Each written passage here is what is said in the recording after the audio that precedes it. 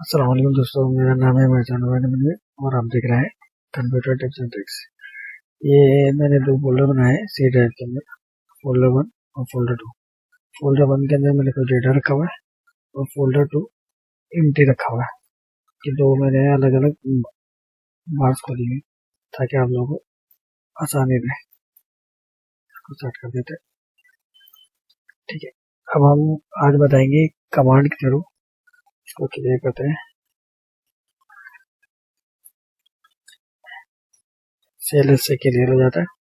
तो आज हम कॉपी करेंगे file with folders. Last time में सारी फाइल्स से कॉपी हो गई थी रोबो कॉपी से, अगर फोल्डर्स कॉपी नहीं हुए थे। तो हम देखते हैं कि कमांड रोबो कॉपी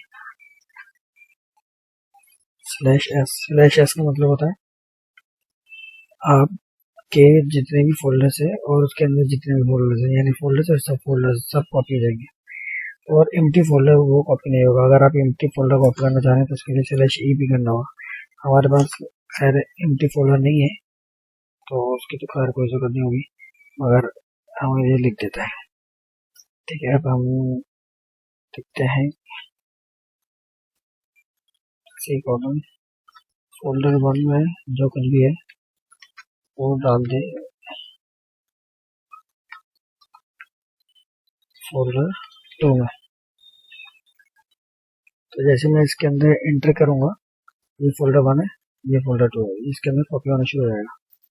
तो शुरू करते हैं। देखिए यहाँ पे फोल्डर्स भी आ गए, ये सारी चीजें कॉपी होना शुरू हो गई। फोल्डर्स के अंदर फोल्डर के अंदर फाइल सारी आ रही है, इसके अंदर फोल्डर के अंदर फोल्डर भी है, उसके अंदर भी डेटा है। तो ये स्पीड में कॉपी हो गई। उम्मीद करता हूँ आपको ये कमांड पसंद आई होगी। मिलते हैं नेक्स्ट वीडियो।